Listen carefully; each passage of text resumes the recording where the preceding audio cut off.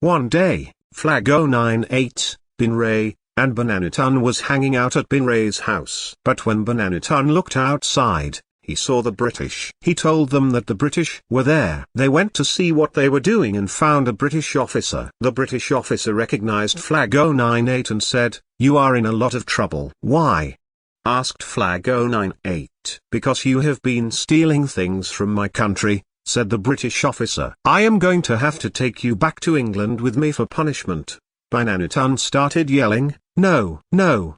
But it was too late. The officer grabbed him by his arm. Flag 098 tried to escape, but the officer caught up with him and took him prisoner. Then the British soldiers tied Flag 098's hands behind his back and put him into a small boat. After that, the other British soldiers stood on either side of the little boat as if to make sure he didn't try anything funny. Then they rowed out into the middle of the ocean. After several hours, they reached an island where the British had built their own house. When Flag 098 arrived there, all the British soldiers helped him climb off the boat. He then walked up to the door of the house and knocked on it 3 times, which was the sign of the number 3 in England. The door opened and a man wearing a uniform came walking out. This man was the head of the English army in the area. The man asked Flag 098 why he was here. "My name is Flag 098, said Flag 098, "and I'm from a country called America. I wanted to ask you if your country could be my new home. My father and mother were both killed by some of your soldiers while we were fighting a war against each other. Since they died,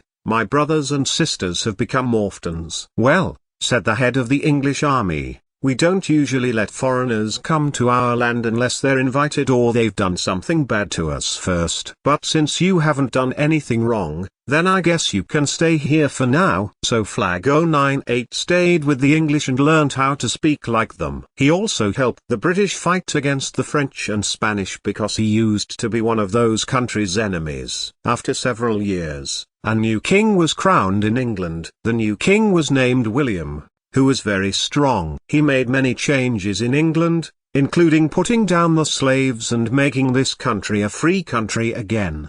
Because of these things, people began to look up to the king more than before. The next year, the king decided to go to war with the Dutch. So, the British army left England and went to Holland to help the king win the war. While the British army was gone, Flag 098 decided to return to America. But when he got there, he realized that his homeland had changed a lot. His friends weren't around anymore, and neither were any of his family members. He couldn't even find his old house. He started crying and wondering what happened to them. Then he heard someone calling his name. It was a boy named Johnny who lived nearby. Johnny said to Flag 098, "Come over here for a second." When Flag 098 got close enough to hear, he said, "What did you say?" "I said, 'Come over here for a second,'" answered Johnny. "Oh, okay. Are you Flag 098? said Johnny. "Yeah?" said Flag 098. "I'm a huge fan of your Scratch games. Can you give me an autograph?"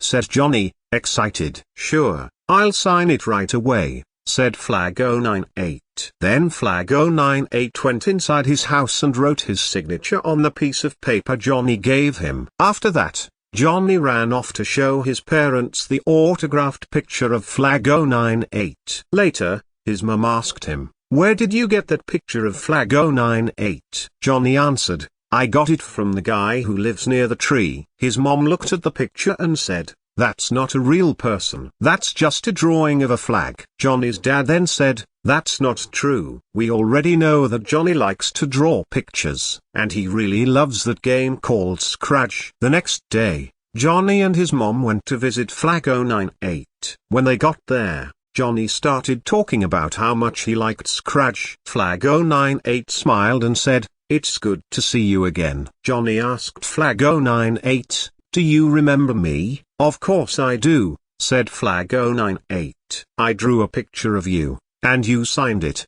Do you want to see it?" "Sure," answered Flag 098. Johnny handed him the picture. Flag 098 looked at it closely and saw that it was a drawing of himself. He said, "Wow, you're a great artist." Johnny replied, "Thanks." After that, they became best friends. After several years had passed, Flag 098 was still living in America. He was getting along really well with everyone except one thing: the English language. He never thought he would ever learn it, but he finally had to because that was the only way he could communicate with anyone else in the United States. One day, Flag 098 was walking through town when he noticed that people were talking about something on the news. He turned on the TV and saw that the English army was attacking another country. A reporter said, "During the night, the English army attacked a foreign country. They have surrounded the city and are currently holding their ground." "What? Why would they attack their own country?"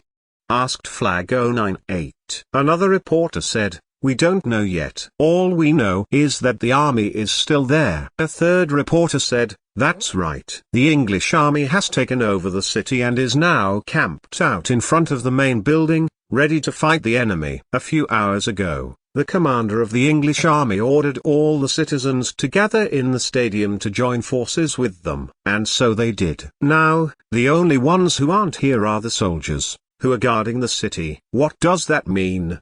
asked Flag 098. The fourth reporter said, "It means that the entire city is trapped inside the stadium and can't leave until the battle is over. If the English army wins, then everyone will live happily ever after. But if the other army wins, then that's the end of everything." "How could the English army attack its own country?" "What's going on?"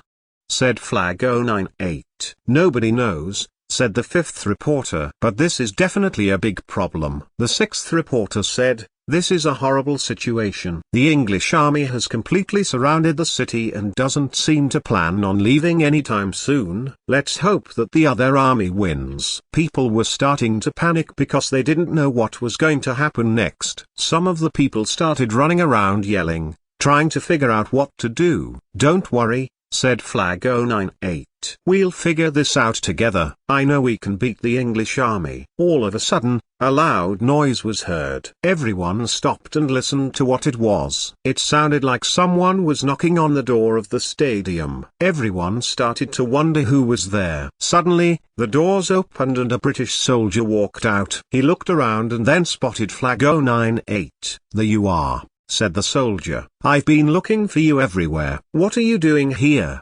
asked Flag 098. "I heard you were here, so I came to help you defeat the enemy." "You mean the English army?" "Yes, the English army," answered the soldier. "I'm surprised you're here," said Flag 098. "Aren't you supposed to be guarding the city?" "No, not exactly. I'm here to kill them." Just then, another soldier came out of the stadium and told everyone that the battle had started. "What?" yelled Flag 098. "Have they already started the battle? I thought they were going to wait until everyone was ready." "They won't wait for anyone," said the first soldier. "This is war." "What should we do?"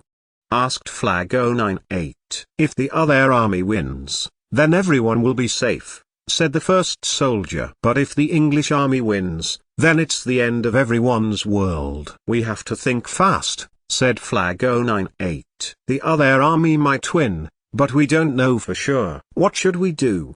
asked the second soldier. "Let's make a plan," said Flag 098. "Maybe we can find some way to save everyone." That same night, Flag 098 and the first soldier woke up and went downstairs. When they went outside, they saw that the field was covered with soldiers. There must have been at least 2,000 of them, all waiting for the battle to begin. "Who are those people?"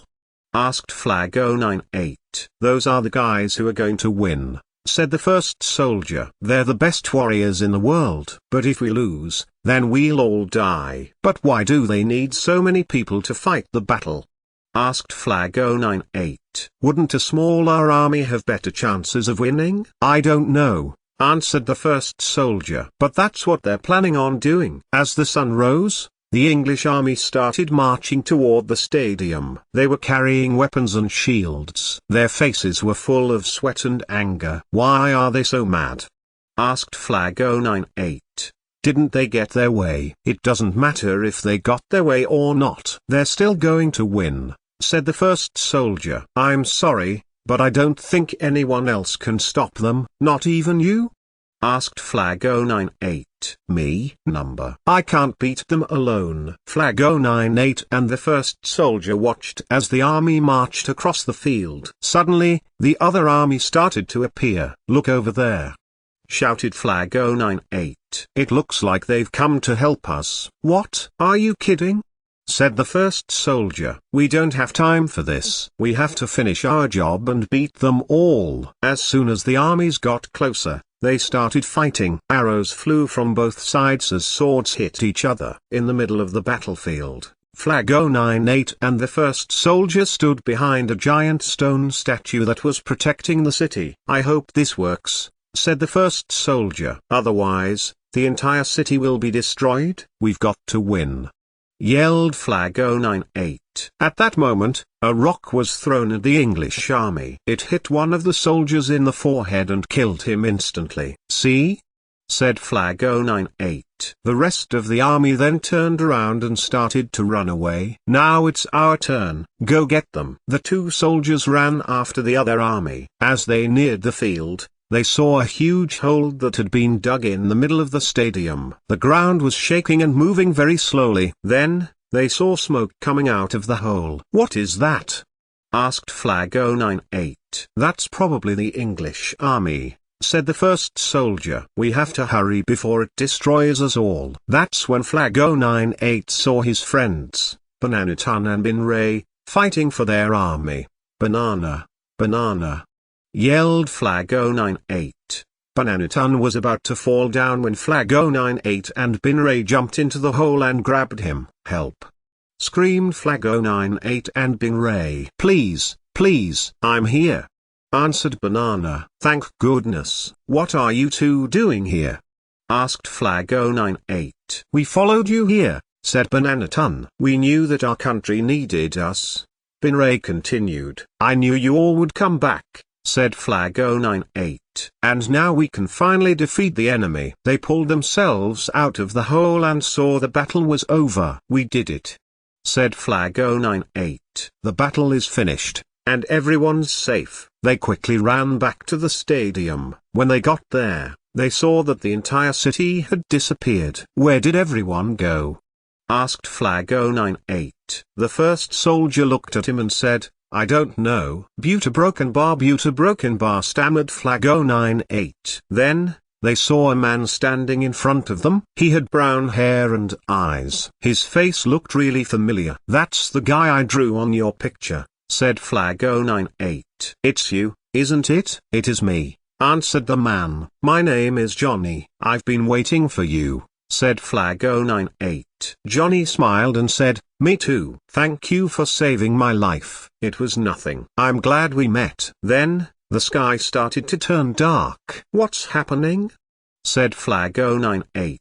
Oh no, said Johnny. Something bad is about to happen. Why don't you tell us? Said Flag 098. Johnny explained that a giant meteor was coming straight for Earth. It's too late, said Flag 098. We have to warn everyone. Yes, said Johnny. Let's get everyone out of the city. They were about to start running when they felt a sharp pain on their chest. They looked down and saw arrows sticking into them. Then, they heard footsteps. You're under arrest, yelled a man with red hair and blue eyes. Surrender yourself immediately. Who are you? Asked Flag 098. I am the King of England, said Johnny. And I'm arresting you for trying to destroy our country. What are you talking about? Asked Flag 098. We saved your country. You're crazy, said Johnny. It's not possible. You can't save this country. The only way to survive is to stay in the stadium. Tell me that again, yelled Flag 098. You're lying. We defeated you. Now, surrender yourself at once. I won't let you take me alive. Surrender. A shot was fired, hitting Flag 098 right between the eyes. He fell to the ground, dead. You killed him, shouted Johnny. You killed him. I hate you all. Then Johnny remembers the meteor heading for Earth. I'm so sorry, said Johnny. I'm so sorry. He turned around and ran out of the stadium. A few minutes later, he went back into the stadium and picked up Flag 098's body. He took it to the nearest cemetery and buried him there. After that, The planet started to shake and rumble. "What's going on?" asked Johnny. "Is it going to blow?" Everyone started shouting and screaming, but nobody could answer. That's when the meteor crashed into Earth. Everyone inside the stadium died instantly. "Goodbye," whispered Johnny. "Goodbye, everyone." Once the meteor hit, everything was destroyed. It was like a bomb had gone off. All of the buildings and monuments disappeared. Even the whole city of London was destroyed. Everyone was buried in the rubble. "I'm sorry," said Johnny to himself. "I'm so sorry." Johnny was walking through the debris, looking for anything that was left. He found a small piece of paper that was stuck to a tree. It was a drawing of Flag 098. "What's this?" asked Johnny. "Why does it look like me?" Johnny picked up the paper and showed it to some soldiers. "Hey, look at this," said one of the soldiers. "It looks just like you." "What?" asked Johnny. "Yeah, it does," said another soldier. "It looks exactly like you." Johnny laughed. "Really? You think I drew this?" "I don't know. Maybe you did," said another soldier. "You're telling me that someone actually drew this?" asked Johnny. "Of course," replied the soldier. "Everyone knows how talented you are." "But why would I draw this?" asked Johnny. "It's just a silly drawing." The soldier shrugged his shoulders, and the conversation ended. Johnny put the drawing back in his pocket and continued searching for any kind of supplies. After a while, he found a piece of metal. He picked it up and examined it. "What is this?" asked Johnny. He took the object and held it close to his eyes. When he looked at it, he realized that it was a gun. "This can't be real," said Johnny. He noticed something written on the side of the gun, Encyclopedia English. "What does this mean?" asked Johnny. He opened up the encyclopedia and read it aloud. "The Encyclopedic English is a weapon that uses bullets made of knowledge to kill the enemy." "Well, that sounds ridiculous," said Johnny. He closed the book and put it back in his pocket. He continued to search the area, but there was nothing left. "No," said Johnny. "There has to be more." He went up to a pile of rubble and began digging through it. 2 hours passed by. Finally, he found a box. Inside of it was a large supply of food. "Thank God," exclaimed Johnny. "I thought I was going to starve to death." He ate 3 meals and drank lots of water. After about an hour, he went back to searching for anything else. After about 4 hours, he found a gold watch. "I wonder what this is for," said Johnny. He opened it up and discovered that it had a clock on it. The minute hand was pointing straight to 8 o'clock. "Wow," said Johnny. "It must have stopped at the exact moment the meteor hit." He put it on his wrist and tried to figure out what time it was. Suddenly, the sound of the alarm woke him up. He looked at his watch again, and his heart dropped. It was an hour past midnight. "I've got to hurry," said Johnny. "If I don't find the others, they'll die." He grabbed his sword and started running towards the stadium. He got to the top of the stadium and saw that it was completely empty. There was no one in sight. "No," he said. "No, where are they?" He started to panic. He ran around in circles. Then suddenly, he saw someone standing in the distance. "Hello," shouted Johnny. "Can you hear me?" The person turned around and smiled. "Johnny?" she said. "It's me." He ran over to her and hugged her tightly. "Bananaton," he said. "How did you get here?" "I came with the rest of the tribe," said Banana. "We were hoping to find you." "We didn't," said Johnny. "We couldn't find anyone." "That's because they're dead," replied Banana. "All of the people who fought for England are dead." Johnny kept looking at her. "Are you sure?" he asked. "Or are you just saying that?" "I'm telling you the truth," said Banana. "I saw them all die." "Not anymore," said Johnny. "We defeated the enemy. We won the battle." "No we didn't," said Banana. "You just died." "No, I'm still here," replied Johnny. "I'm alive." "I'm telling you the truth," said Johnny again. "I'm alive. I'm the King of England, and I'm not going anywhere." "You're lying," said Banana. "You're just pretending to be alive. But everyone else is already dead. We need to go somewhere safe." "Safe? What do you mean?" asked Johnny. "Where are we safe now?" "We should go back to our tribe," said Banana. "At least there's food there." Johnny shook his head. "Nope, not gonna happen." "Why not?" asked Banana. Johnny looked at her and said, We can't go back. There's nothing for us there. They're all dead. Then where should we go? Asked Banana. To the forest, said Johnny. We can live there. It will be safe. Banana nodded. Okay, let's go. Wait, said Johnny. What about Flag 098 and all the other soldiers? They're dead too, aren't they? Asked Banana. Yes, he said sadly. They're all dead. Then let's go to the forest, said Banana. We can bury them together. Yes, said Johnny. That would be nice. They walked over to Flag 098's grave and dug it up. They placed Flag 098's body inside and covered him with dirt. Then, they buried all of the other soldiers. There, said Johnny. Now, we can go to the forest. They left the stadium and started walking towards the forest. When they arrived, they could see that it was full of trees and plants. They started to walk deeper into the forest. Whoa! Exclaimed Johnny. Look at this. Look how beautiful it is. This is amazing. I agree, said Banana. Isn't it awesome? This place is perfect. This is the best thing ever, said Johnny. Then a giant burger walked up to them. Hey, said the hamburger. Don't you guys belong in the stadium? Why are you in my forest? Johnny and Banana were shocked. We don't know, said Johnny. Then maybe you'll want to join me? Asked the hamburger. I have lots of burgers here. You can eat as much as you want. Oh heck yes. Said Johnny. Me too, said Banana. The hamburger handed them each a plate of food. Here you go, said the hamburger. Enjoy your meal. Johnny and Banana started eating their food. Wow, said Johnny, putting down his plate. This is really good. I love it, said Banana. It's delicious. Suddenly, the hamburger disappeared. Huh? Asked Johnny. Where did it go? Oh, it disappeared, said Banana. Probably because I ate it. That was the hamburger? Asked Johnny. What was it? Just a regular hamburger, said Banana. Nothing special. You ate a hamburger? Asked Johnny. Of course, said Banana. It was free. Who wouldn't eat a burger that was given away for free? So then it wasn't magical? Asked Johnny. Of course it was, said Banana. It was a magic hamburger. I think that's what they call it. A what?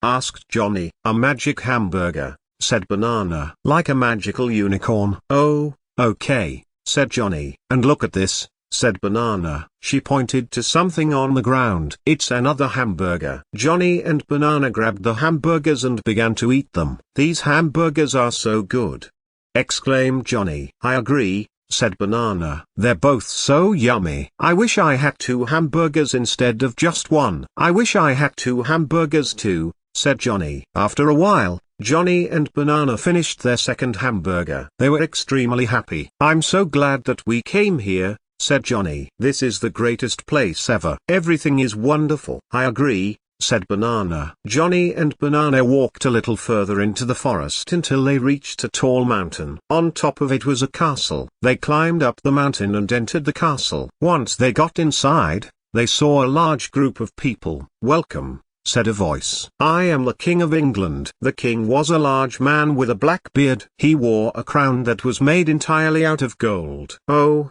hi, said Johnny. We're from the stadium. I'm the King of England, and my friend here is the Queen of England. I know who you are, said the king. You're the people who defeated the enemy. Yes, replied Johnny. We did defeat them. Good job, said the king. I knew you could win. Now, come with me. I will take care of you. Thank you, said Johnny and Banana. The king led them to the throne room. He sat them down on 2 thrones that were made of gold. You may sit here, he said. Johnny and Banana sat down. Then the king stood up and said, now, I will explain everything. Okay, said Johnny.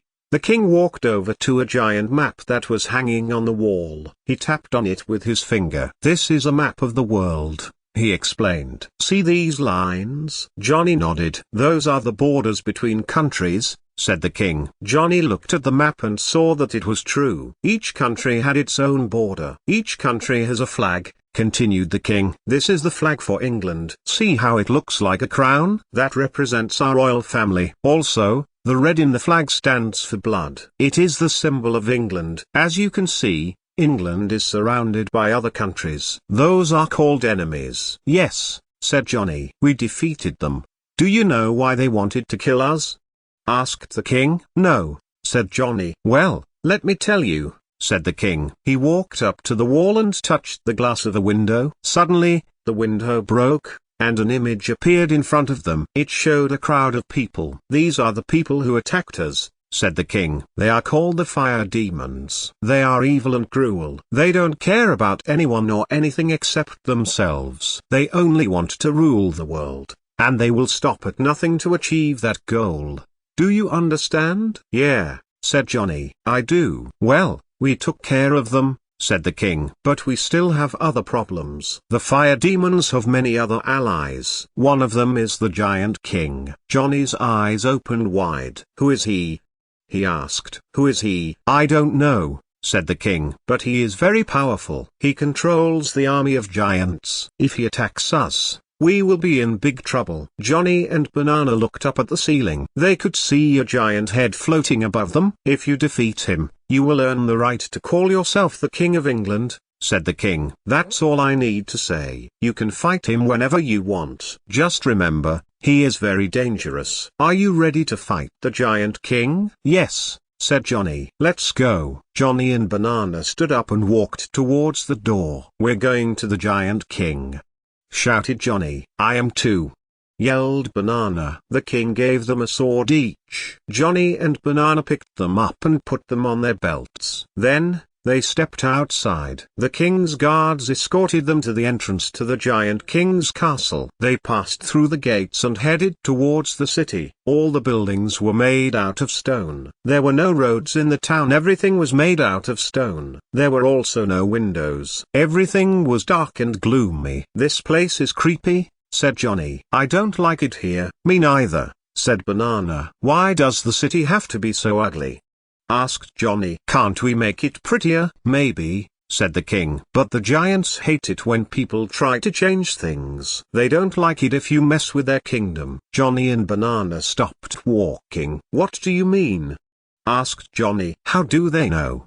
"Because they're always spying on us," answered the king. "They are constantly watching us. They are everywhere. You have to be careful around them." Johnny and Banana turned around. They could see several giant heads floating above them. "Giants," said Johnny. "There are so many of them." "Yes," said the king. "We are being watched by the giants. If the giants see you, they will attack you immediately. So, watch out." Johnny and Banana continued walking. "I wonder how far away we are from the Giant King," said Johnny. "I don't know," said Banana. "I don't really pay attention to distances. I just walk straight towards my destination." "I think I know how to get there," said Johnny. "Really?" asked Banana. "How do you know?" "I've been here before," said Johnny. "When I was playing video games, I always played as the character named Ploopy. Ploopy was a brave knight who protected the village from the evil monsters." "What kind of monster was he?" asked Banana. "Was it a dinosaur?" "No," said Johnny. "It was a dragon." "A dragon?" asked Banana. "That sounds scary." "It is pretty scary," said Johnny. "Anyway, I was playing as Ploopy in my game. One time, I went to the Giant King's castle. I had to defeat him, so I brought my sword and my shield. But I couldn't find a way inside, so I started fighting some of the Giant King's soldiers." "What happened?"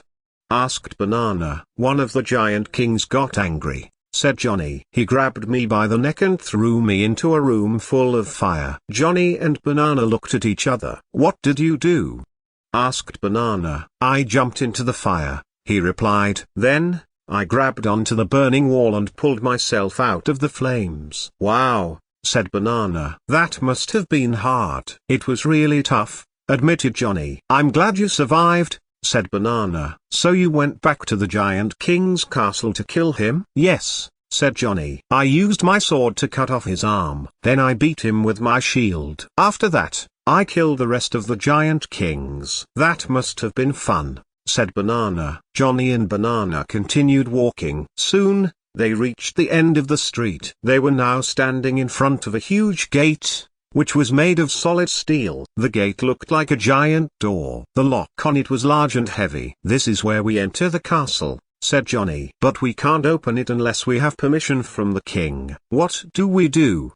asked Banana. "We wait until someone opens it for us," said Johnny. Johnny and Banana stood in front of the gate for a long time. Johnny was getting bored. He didn't know how much longer he could stand it. He decided to play a game to help pass the time. "Hey," he said to Banana, "let's play Uno." "Okay," said Banana. Johnny took out his deck of cards and laid them down. Then, he picked up the first card and said, "Uno." Banana picked up her own deck and chose a card as well. "Uno," she said. Then, they both picked up another card and said, "Uno." They played this game for a while. When they had finished, Johnny and Banana picked up a new card and said, "Uno." Johnny and Banana continued playing until they lost interest. It was then that they heard a loud noise coming from behind the gate. "What was that?" asked Johnny. "I don't know," said Banana. "Sounds like something is breaking." Johnny and Banana looked at one another. "I hope it isn't the Giant King," said Johnny. Suddenly, they heard a loud bang. The sound made them jump. Then, the gate flew open. A giant hand came out of nowhere and slammed against the ground. The giant raised its arm high into the air. Then, it dropped to the ground. "Yikes!" said Johnny. "Look what just fell on us." Johnny and Banana looked up. They could see the giant head of the Giant King. "Ooh," said Banana. "He's so scary. He's even bigger than Big Ben." "Wow," said Johnny. "He's really terrifying." The Giant King looked down at them. His mouth was wide open. He was making a horrible face. "I am going to kill you," he screamed. "I will destroy your kingdom. I will make sure all of you die." "You both also played Uno wrong." Johnny and Banana looked at each other. Then, Johnny took out his sword. "Come on," he shouted. "Fight me." "No," cried the Giant King. "I will not fight you. I will destroy you. I'm gonna kill you," shouted Johnny. "I'll slice off your head." The Giant King stood up. He started waving his arms and stomping his feet. He was shaking all over. "Don't worry," said Johnny. "You can count on me to defeat you." "Defeat me?" answered the Giant King. "Are you really going to fight me?" "Yes," said Johnny. "I'm going to kill you." "That's impossible," said the Giant King. "You are just a child. Your sword won't be able to harm me." Johnny and Banana stared at one another. "What should we do?" asked Johnny. "We have to fight him," said Banana. "Will you help me?" asked Johnny. Of course. Towards the Giant King. They picked up their swords and shields and stood in front of him. The Giant King stood still. His mouth was still wide open. He looked at Johnny and Banana and smiled. Then, he laughed. "Ha ha," he said. "I knew you wouldn't be strong enough to defeat me. Now, I will kill you." "Not today," said Johnny. "I'm going to kill you." Johnny swung his sword at the Giant King. The blade sliced through his skin and pierced into his body. Blood dripped down on top of Johnny's sword. The Giant King held his stomach. "Ah!" he screamed. "What have you done to me?" "My wound is bleeding." "That's because you're injured," said Johnny. "And you're dying." Duh. The Giant King looked at Johnny. He seemed confused. "I don't understand," he said. "Why are you doing this?" "Because I hate you," said Johnny. "I don't want you destroying my kingdom anymore. Also, we can play Uno any way we want to." Buta broken bar," stuttered the Giant King. "How did you get past my guards? How did you get inside my castle?" Johnny put his sword down. Then, he picked up his shield and pointed it towards the Giant King. "We're just built different," he said. "Different?" asked the Giant King. "Yeah," answered Johnny. The Giant King nodded. Then, he raised his hand up high in the air. "I guess this means our war is over," he said. "I surrender. Please, leave my kingdom." Johnny and Banana both lowered their weapons. They turned around and left the Giant King's castle. They walked through the streets for a while. As they were leaving, Johnny and Banana saw a small boy walking towards them. He had blonde hair and blue eyes. He was wearing a green jacket and a red hat. "Hi," he said. "I'm Bananaman." "Hello," said Johnny. "What are you doing here?" asked Banana. "Oh," he replied. "I was looking for you guys." "Who are you?" asked Johnny. "My name is Ploopy," he said. "Remember me?" Johnny and Banana looked at one another. "I remember," said Johnny. "Me too," said Banana. "Where did you come from?" asked Johnny. From the TV, answered Ploopy. I was watching a cartoon called Ploopy and the Princess. Do you know about it? Yes, said Johnny. Well, anyway, said Ploopy, I wanted to meet you too. So I followed the directions on the TV screen. I found your castle, and I defeated the giant kings. Cool, said Johnny. So, said Ploopy, now that our war has ended, can I stay here as your friend? Can I live in your castle? Sure, said Johnny. That would be great. Awesome, exclaimed Ploopy. Thank you. Ploopy ran to Johnny and hugged him very tightly. Johnny felt uncomfortable. PFFT, he said. You stink. What? Said Ploopy. Anonymous quote reached Tuck.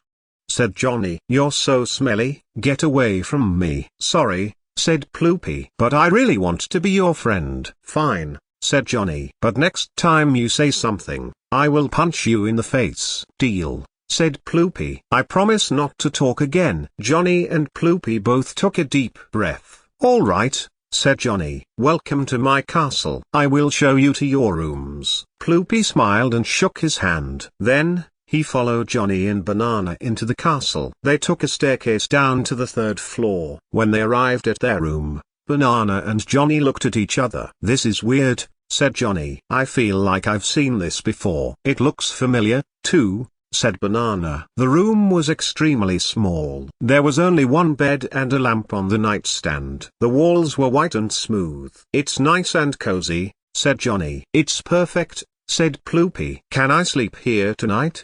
Did you just talk? Said Johnny. Yes, said Ploopy. I talk through my mouth. L plus ratio, said Johnny. What? Asked Ploopy. Nothing, said Johnny. Are you okay? Asked Ploopy. Fine, said Johnny. Johnny and Ploopy sat down on their beds. Then, they fell fast asleep. Later that day, Johnny woke up. He looked around the room. Huh? He thought. Why am I in a strange room? Where is Ploopy? And where is my sword? I better go look for them. Johnny got out of bed and went outside the room. He looked around but couldn't find any clues. Then, he heard a voice call his name. Hey there, Johnny. Johnny looked behind the curtain. There, he saw someone named Big Jake. The man was wearing a black suit. He had a red tie wrapped around his neck. Good morning, said Big Jake. I hope you slept well last night. Who are you? Said Johnny. What do you want? Big Jake smiled. I'm your new roommate, he said. I'm going to be living with you in your room. I'm going to share this room with you. What? Asked Johnny. Why? I'm afraid you've been having some bad dreams lately, said Big Jake. I think you need someone to keep you company. Are you okay? How the heck do you know that? Asked Johnny. Because I'm your guardian angel, silly, answered Big Jake. You're an angel? Asked Johnny. Yes, answered Big Jake. You look like someone in this book called Big Nate. Asked Johnny. We do not speak of that name around here, answered Big Jake. Okay, whatever, said Johnny. So, what's your real name? I wish I could tell you my real name, answered Big Jake. But I'm supposed to remain anonymous. Whatever, said Johnny. Is there anything else I can help you with? Do you think you could give me a tour of the castle? Asked Big Jake. Sure, said Johnny. I'll show you around. They walked downstairs and walked through the halls. Then, they entered the kitchen. Wow, said Big Jake. This place is huge. Thanks, said Johnny. I guess so. By the way, said Big Jake, I was wondering if you would let me borrow that sword of yours. Why? Asked Johnny. You're a human. Wait, you're not a human? Asked Big Jake. No, I'm not. I'm actually a robot, answered Johnny. A robot? Said Big Jake. Yep, said Johnny. My name is Johnny 5. But don't let Banana or Ploopy know about that. All right, said Big Jake. I promise not to tell anyone. Hey, where are they? I can't find them anywhere. Johnny opened the door, and he saw Ploopy and Banana in the hallway. Oh, said Johnny. Here they are. Hi, Johnny, said Ploopy. Hello, said Banana. Ploopy, said Johnny. Banana. This is Big Jake. He's going to be living with us for a while. Big Jake shook hands with them. Nice to meet you, he said. I'm glad you're here. Me too, said Ploopy. It's nice to meet you,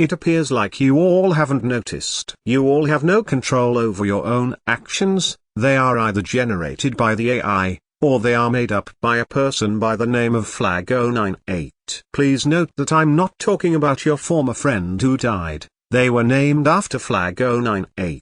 You see, Banana, as well as you Ploopy, you all were created by the higher power of Flag098. I was also created by Flag098, as an attempt to make the story more interesting. What I am saying is the words of Flag098, not me. As for your other friend who also died, Binray, he was also created by Flag098.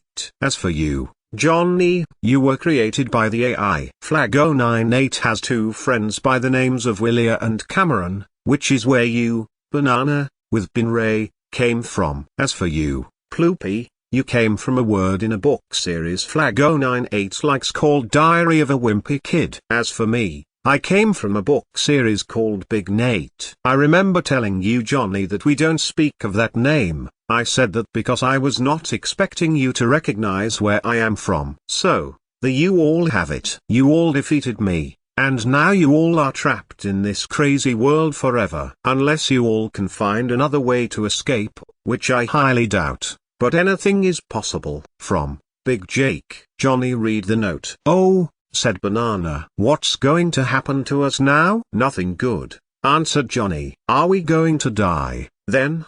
Asked Ploopy. Possibly, said Johnny. I don't wanna die, cried Ploopy. I want to live. Johnny gave him a hug. Don't worry, we're not gonna die, said Banana. I don't really care, said Ploopy. I just want to be free. Well, we're not going to be free until we get out of this world, said Johnny. How are we going to do that? Asked Ploopy. We need to ask someone for help, answered Johnny. Who? Asked Ploopy. SpongeBob SquarePants, said Johnny. Ploopy looked surprised. Really? He asked. Yep, answered Johnny. Why SpongeBob?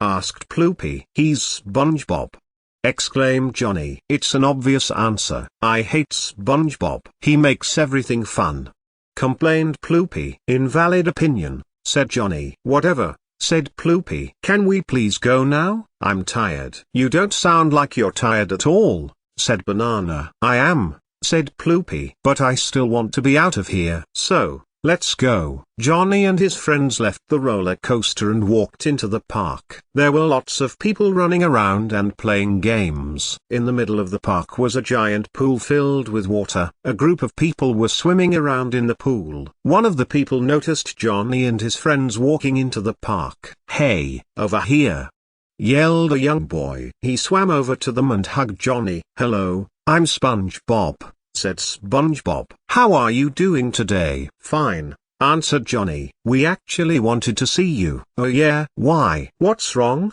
Asked SpongeBob. We need your help, answered Johnny. Okay, what's going on? Asked SpongeBob. We're stuck in this crazy world, cried Johnny. Wow, really? That sucks. But wait, a broken bar, said SpongeBob. He then pointed at Ploopy. Is that him? Asked Johnny. Yes, answered SpongeBob. That's the guy who always says he wants to be free. Yeah, that's him, said Johnny. He never stops complaining. He wants to be free, but he doesn't want to do anything that will bring him closer to being free. Do you think you could help us out? Asked Johnny. Well, answered SpongeBob, I guess I can give you a hint for how to get out of this place. Please, just tell us, begged Johnny. Okay, answered SpongeBob. You have to go to the real world machine 2763, then you need to find Flag098, which is usually in school. What does that mean? Asked Johnny. It means, answered SpongeBob, go to the real world. Don't worry, I know where Flag098 goes to school. It's called Parsley School. If you do that, then you can fight Flag098, and you will never be controlled again. Thanks, SpongeBob, said Banana. Thanks for the help. Wait, said SpongeBob. There is something else you need to do before fighting Flag098. What is it? Asked Johnny. You have to defeat me, cried SpongeBob. That way, You all can be sure that you won't lose against him. Why do we need to beat you first?" asked Johnny. "Because I'm the evilest villain in this whole world," shouted SpongeBob. "I'm the most evil character you will ever meet. I'm the biggest bad guy there is. I'm the best villain of all time." "That's totally false," shouted Johnny. "What?" screamed SpongeBob. "You're lying," said Ploopy. "I'm not," yelled SpongeBob. "I'm the worst villain of all time." "Your argument is invalid," said Johnny. "I'm right," said SpongeBob. "Just listen. I'm the baddest villain there is. I'm the biggest villain of all time." "Very well," said Johnny. "Let's fight then." "Oh, really?" laughed SpongeBob. "You want to fight me?" "Yes," said Johnny. "We definitely do." "Okay," said SpongeBob. "This is going to be easy." "Not so fast," said Johnny. "I have an idea." "What is it?" asked SpongeBob. Johnny took out a plankton plush. He threw it at SpongeBob. The plush hit SpongeBob and knocked him out. Then, Johnny and his friends ran to SpongeBob and tied him up. "Now, let's go find Flag 098, said Johnny. "Wow!" said Ploopy. "How did you do that?" "I used a plankton plush," answered Johnny. "A plankton plush?" asked Ploopy. "How do you use a plankton plush?" "I don't know," said Johnny. "But it worked." "Where do we go now?" asked Ploopy. "The real world," said Johnny. "Okay, let's go," said Ploopy. "Wait, but how?" asked Banana. "It's okay," said Johnny. "We'll figure it out when we get there." Johnny, Ploopy, and Banana climbed onto the Go to the Real World machine 2763. They put on their pajamas and turned on the machine. A light on the machine started flashing red. "What is that?" asked Ploopy. "It's the Go to the Real World machine 2763, answered Johnny. "When the light starts blinking red, that means that we are almost out of time. We only have a few seconds left." "Then what do we do?" asked Ploopy. "We need to hurry," answered Johnny. "Do you think we can beat Flag 098 now?" asked Ploopy. "I don't know," answered Johnny. "But we have no choice. Let's go." The light on the Go to the Real World machine 2763 started turning yellow. Just as Johnny was about to say something, the machine shut down. "What happened?" asked Johnny. Banana looked at Ploopy. "I don't know," said Ploopy. "Did you do something to it?"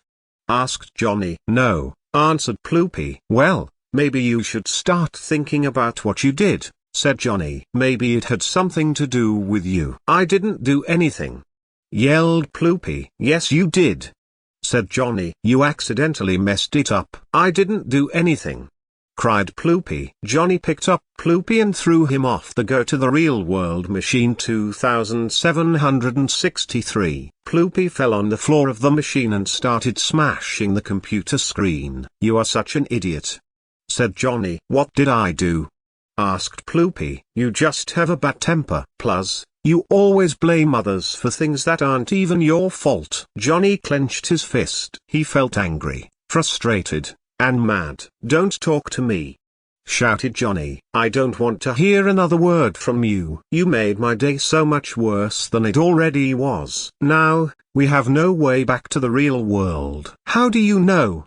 asked Ploopy. "There might be a way." "I don't care," yelled Johnny. "I'm done with you and your dumb ideas. Now, I hope you rot in this crazy world forever." "Whatever," said Ploopy. "Goodbye, Johnny," cried Ploopy. "See you later." "Wait," cried Johnny. "I haven't finished talking to you yet." "Oh, by all means," said Ploopy. "Continue." "You're being such a jerk," yelled Johnny. "I'm sick of you." "You're gonna regret saying that." "I'm going to make sure everyone knows how annoying you are." "You're gonna be the most hated person in this whole world." "All because of you? I've been trapped in a world full of weirdos. Now, I'm going to make sure you pay for what you did." "Now, I hope you feel stupid for saying that to me." Ploopy opened his mouth. Then, he closed it. He couldn't think of anything to say to Johnny. He was too mad to speak. "I don't think you're very smart," said Johnny. "But if you want to try to prove me wrong,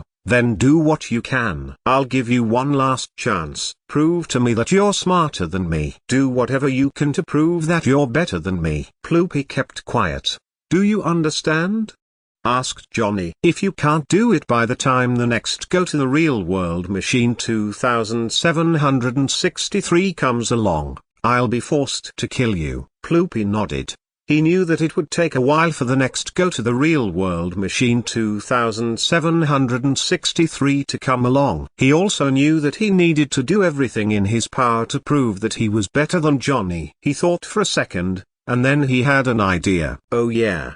Cried Ploopy, I know exactly what we can do to prove Johnny wrong. So, what are we going to do? Asked Banana. We're going to destroy Johnny's house, answered Ploopy. That way, we can prove to Johnny that he isn't better than anyone else. It will also show him how truly pathetic and weak he is. And how are we going to do that? Asked Banana. Well, answered Ploopy, we will just order some nukes from Osama and deliver them to his house. Okay lol, asked Banana. Nuclear weapons, said Ploopy. They will blow up Johnny's house and erase everything that he owns. Sounds like a great plan, said Banana. It is, said Ploopy. They then ordered the nukes to Johnny's house. Ploopy found Johnny and told him. Look, Johnny, said Ploopy. I know what we can do to prove you wrong. We're going to destroy your house. No, cried Johnny. No, no, no, no, no. That wasn't very smart of you, Johnny, said Ploopy. Now, you won't have any place to live anymore. You'll have to live in the forest, or somewhere else. Then, there was an explosion very far away. Oh, I guess it already happened, said Ploopy. Yes, answered Johnny. And I am so screwed. Isn't it ironic? Asked Ploopy. I bet you wish you could turn back time, don't you? You'll never be able to undo the damage that you have caused. Everything is ruined because of you. Well, I'm sorry, Johnny, but that's just how life works. I'm sure you'll be fine. Johnny was mad. He wanted to punch Ploopy, but he knew that he wouldn't be able to hurt him. He was just too strong. Then, the next Go to the Real World Machine 2763 showed up. The light turned green. Johnny, Ploopy, and Banana went inside the machine. They put on their pajamas and turned on the machine. This time, they didn't need to change their clothes. The machine took them right to the real world. Johnny, Ploopy, and Banana looked around. I don't see anything here, said Ploopy. Where are we? I don't know, answered Johnny. But I'm pretty sure that this is the real world. That's what the Go to the Real World Machine 2763 always shows us. I swear, I don't remember ever seeing anything like this before. Ploopy looked around. He saw trees everywhere. What is this place? Asked Ploopy. It looks like a jungle. Yeah, answered Banana. I think this must be the real world. Ploopy pulled out his phone and went to Google Maps. They were in the middle of the Amazon rainforest, in northwestern Brazil. Then he searched up where Parsley School is. It was in Herd Island and McDonald Islands. This is impossible, said Ploopy. How can we be here? What kind of an idiot programmed this thing? I don't know, said Johnny. But I think we should look around and see what we can learn about the real world. They went further into the jungle. There were lots of animals. Some of them were dangerous. They saw a crocodile, which was swimming in the water. Another crocodile was sleeping on the bank of the river. Then they saw Sheldon J. Plankton, also known as just Plankton. They went to Plankton and asked him to tell them about the real world. Hello, said Plankton. My name is Plankton. Are you guys lost? If so, I can help you find your way back home. No, answered Ploopy. We are not lost. We just came from a Go to the Real World Machine 2763. We want to know more about the real world. Can you teach us some stuff? A broken bar, sure. But, I need something. I want the Krabby Patty secret formula, said Plankton. Okay, said Ploopy. It's a pinch of King Neptune's poison powder. Thanks, answered Plankton. By the way, what are you doing in the Amazon rainforest? Well, we were in a world controlled by this AI and this person from the real world called Flag 098. We have come to the real world to defeat him, And, now that I think about it, we also might destroy NovelAI too. The name of the AI. Flag 098 goes to school in Herd Island and McDonald Islands at a school called Parsley School, said Banana. I see, said Plankton. Well, good luck with that. And thanks for the Krabby Patty secret recipe. I'll add it to my list of recipes. I'll make one sometime soon. Wait, said Johnny. I thought you were gonna teach us about the real world. Yes, I am, said Plankton. But first, you need to answer a few questions for me. Okay, answered Johnny. What do you want to know? Well, said Plankton. For starters, who is Flag 098? Well, as far as I know, he is a kid from the real world, who goes to this school in the real world called Parsley School, answered Johnny. There was also another Flag 098, who lived in the world we lived in, and he was friends with us all. Well, I think except for Ploopy, they didn't knew each other. That Flag 098 died. Why did he die? Asked Plankton.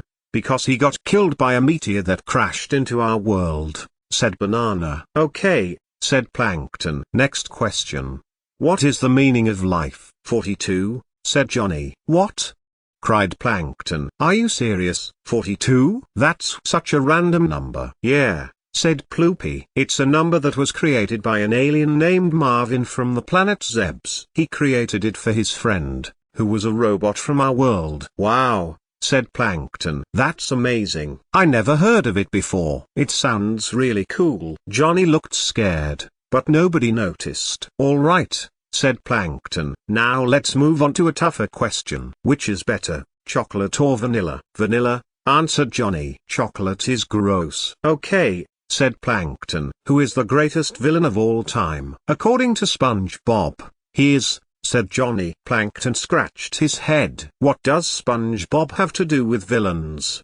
Asked Plankton. SpongeBob is a sponge and Squidward is a squid, answered Johnny. They both hate each other. The worst part is that they are best friends. They're so mean to each other. Then, when I think about it, I realized that the only reason why they're so mean to each other is because of the way they were raised in the same town. They were both born on a little island called Bikini Bottom. But they grew up together and they became best friends. Then, when SpongeBob started making money from selling rubber bands and books to people, it made Squidward jealous, and he decided to sabotage him. He stole all of his money and pretended to be his biggest fan. But he wasn't a true fan. He just hated SpongeBob. He was also jealous because SpongeBob was successful and popular, while he was just a loser. Then, after he tried to ruin SpongeBob's career, he ended up getting fired from his job as a janitor. You forgot to mention that Squidward was also a terrible musician,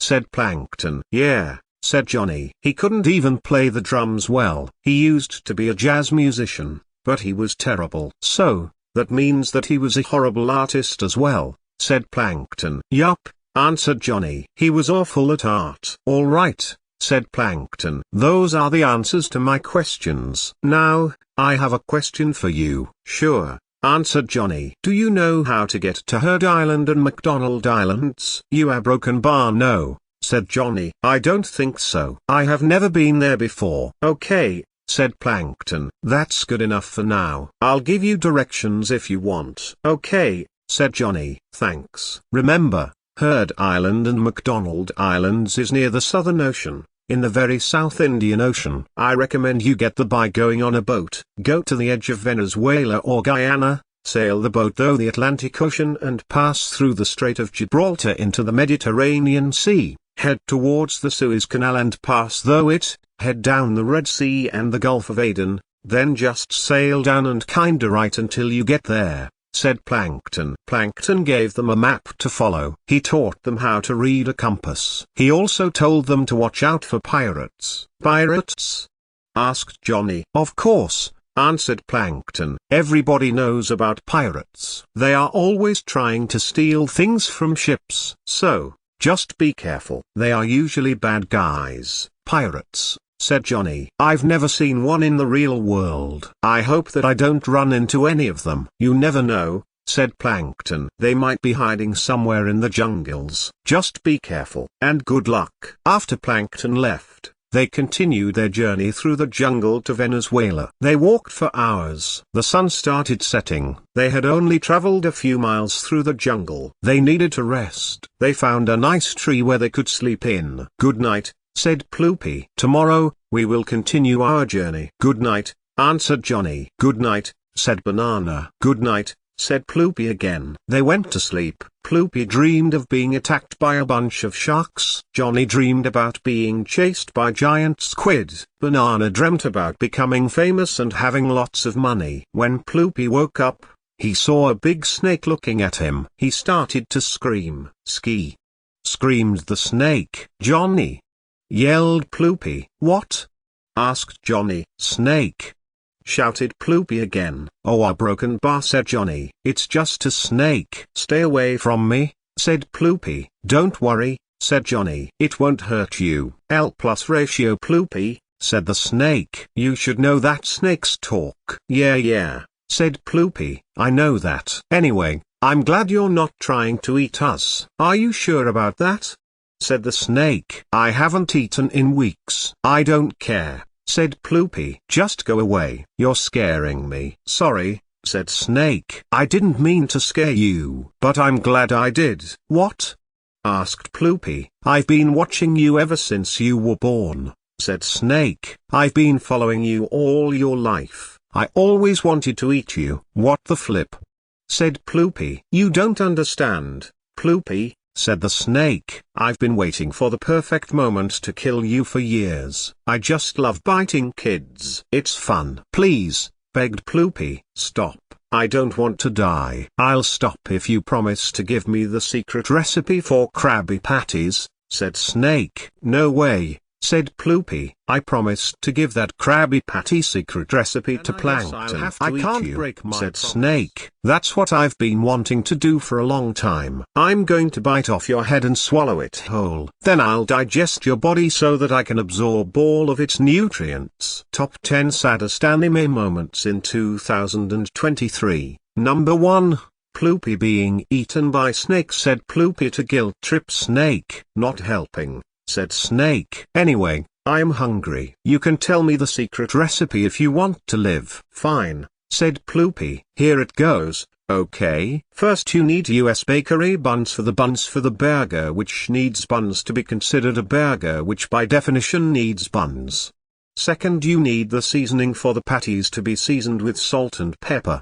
Third you need the mayonnaise for the condiment, which needs mayo to be considered a condiment. Fourth you need a veggie patty for the topping, which needs to be topped with something, which needs to be topped with a topping. Fifth you need the ketchup for the sauce, which needs to be a sauce. Sixth you need the lettuce for the garnish, which needs to be used as a garnish. Seventh you need Soviet Union cheese for the American cheese, which needs to be Americanized. Eighth you need the tomato for the vegetable, which needs to be a vegetable.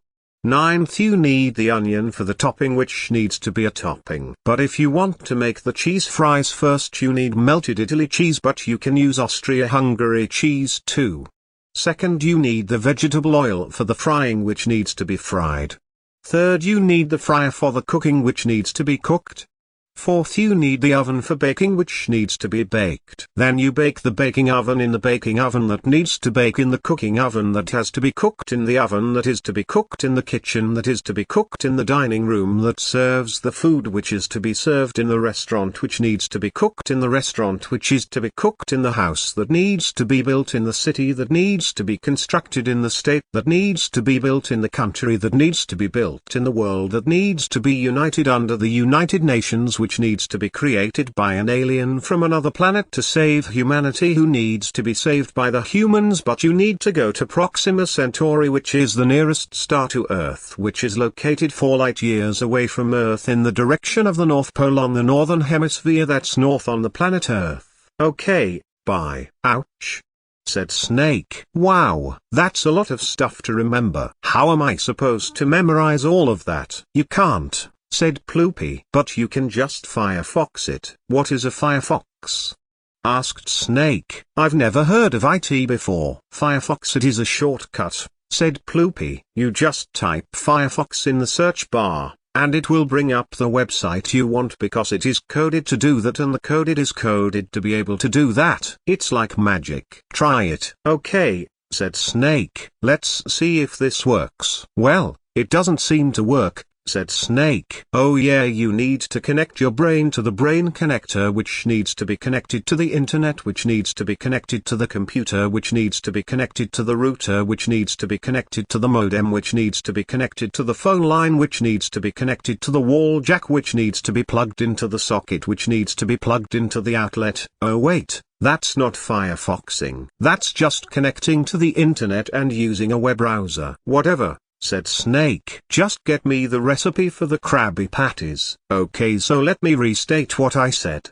First, you need the buns for the burger, which needs buns to be considered a burger, which by definition needs buns.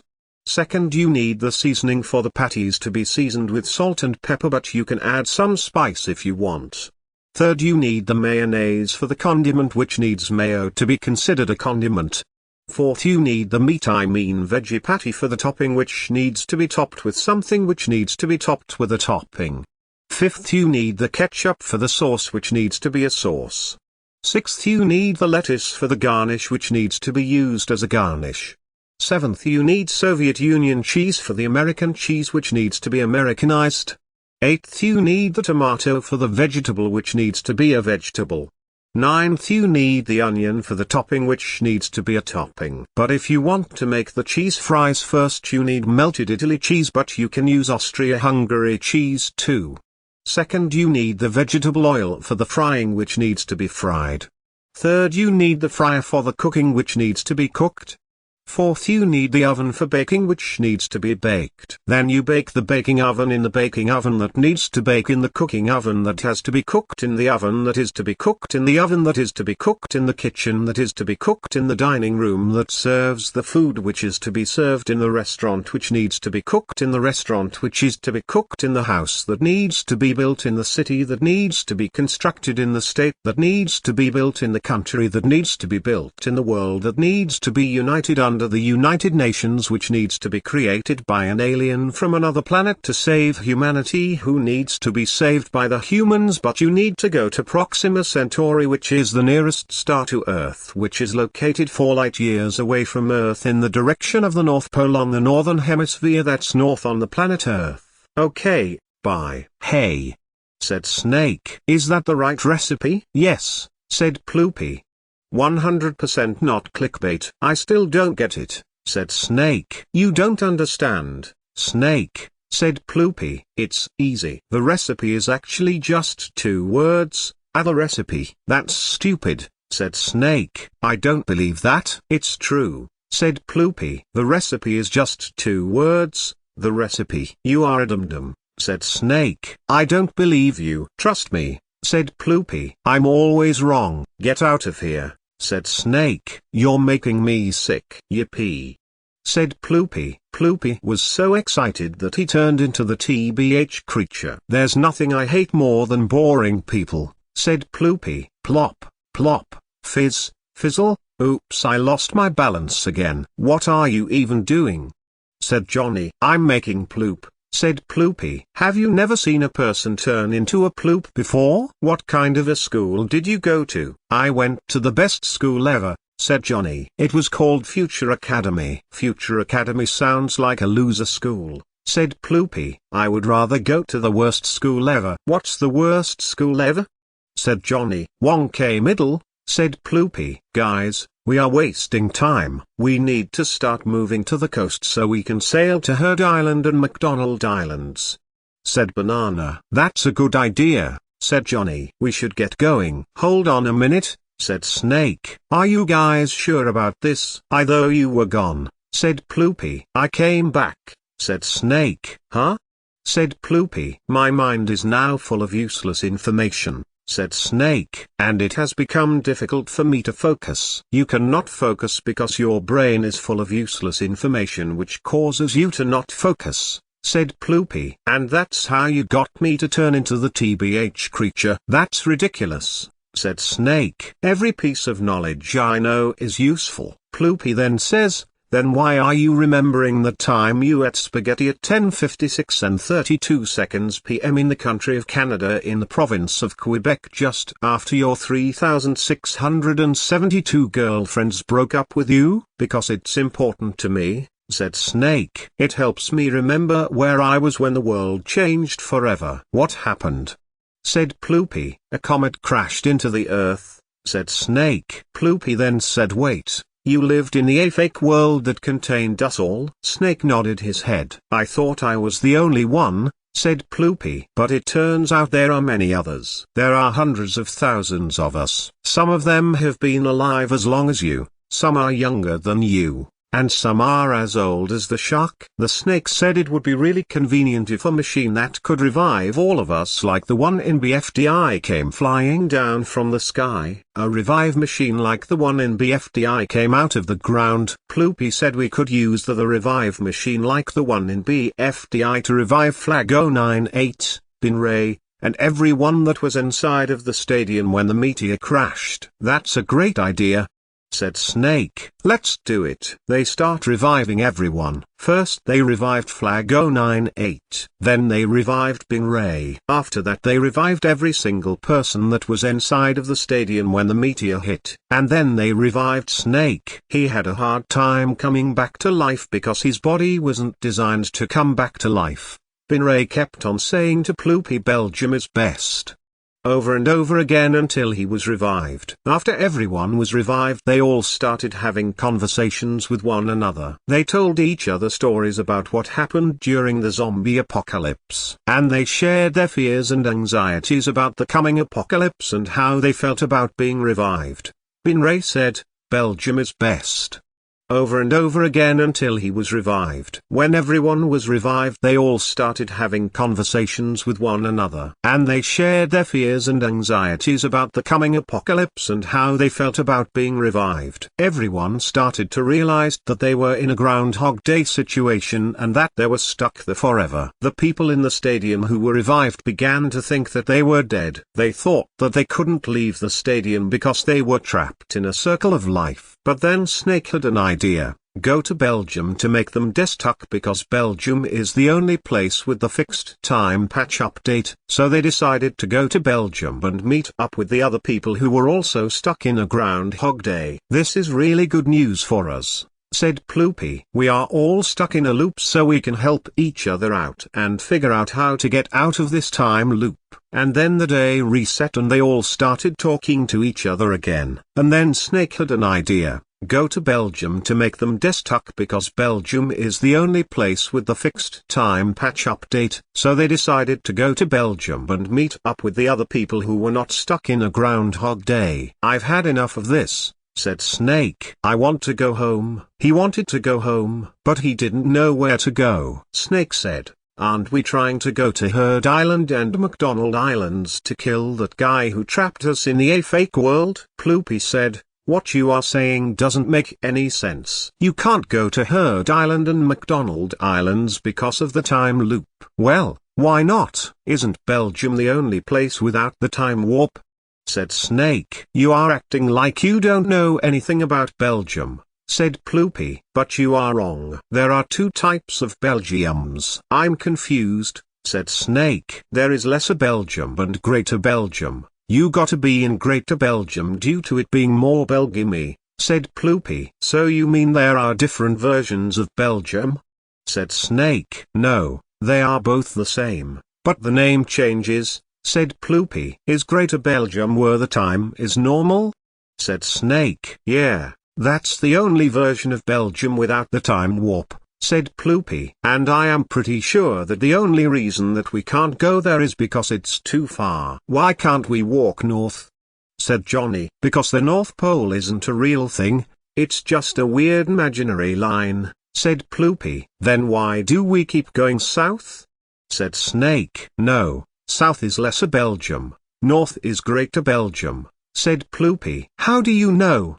Said Snake. I saw the map that showed all of the countries that are in Greater and Lesser Belgium, said Ploopy. I guess I forgot to mention that. That's a really bad habit of mine. Okay, so there is Greater and Lesser Belgium, said Snake. But how do we find the one that doesn't have the time warp? Bedtime. Ploopy fell asleep. Johnny tried to wake him up. Ploopy, it is time to wake up. Please wake up. But Ploopy wouldn't budge. Johnny ordered everybody to go north to get out of the warp, and he carried Ploopy to Greater Belgium. Ploopy woke up and said, "What the hell, Johnny? Why are you carrying me? Don't you see my wings? I am the TBH creature. You can't carry me. You will fly away and fall into the sea and die. I'm not a baby. I'm a big boy now. I'm not going to drop you into the ocean." "Calm down," said Johnny. "We are close to Greater Belgium." When they arrived at Greater Belgium, they found out that they were in the middle of a war. There was a giant army of soldiers attacking the city. There were tanks and ships and planes and helicopters fighting against the army. "Only in Greater Belgium." I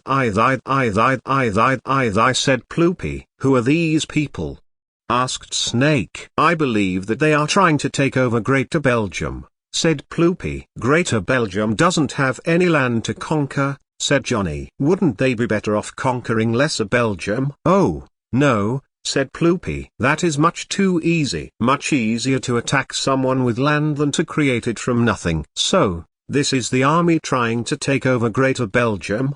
said Snake. "Yes, these are the people who attacked us on our way here," said Ploopy. "Anyways, where is Banana?" said Snake. "She went to look for some food," said Ploopy. "All right," said Snake. "We need to get out of the war zone. We'll go south." "But ain't that the time warp place?" said Ploopy. "No," said Snake. "That is the part where everyone goes to kill that guy who put us in the time warp. We are going the opposite direction." "But isn't Lesser Belgium south?" said Ploopy. "No," said Snake. "That's south." "But I thought Lesser Belgium was where the time warp is," said Ploopy. "It is," said Johnny. "Then why should we go there?" asked Ploopy.